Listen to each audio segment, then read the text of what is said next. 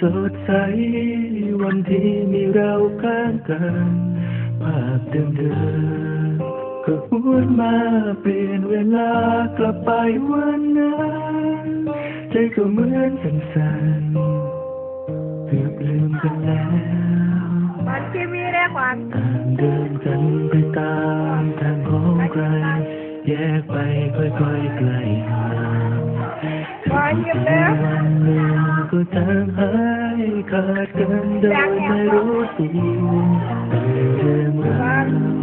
ที่สวยงามอยู่อย่างเดิมไม่เคยหาย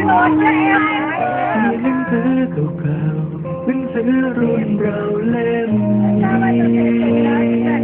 รูปเธอยังมีเป็นเธอคือฉัน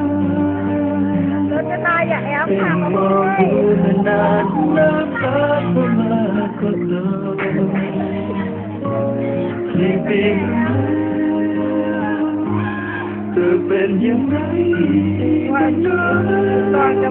ที่เคยลืมเลือนกันไปไม่รู้ทำไมเหมือนกันเรื่องราวแล้วนั้นจึงจบ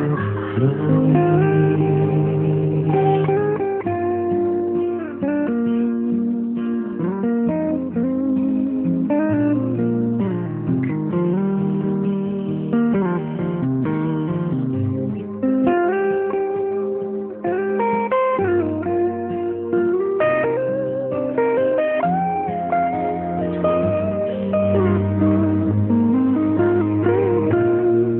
เธอยังมี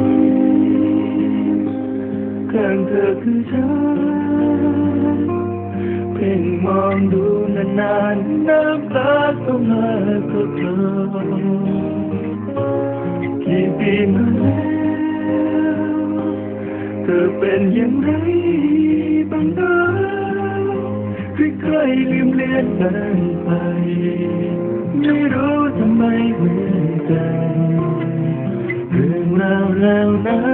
นจึงจบลง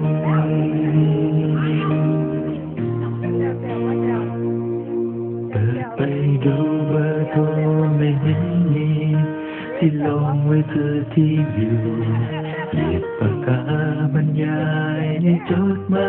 ยว่าจำกันได้ไหมเธอที่อยู่เดิมที่เขียนไปหากเปลี่ยนแปลงก็คงไม่รู้ได้แต่หวังกันไป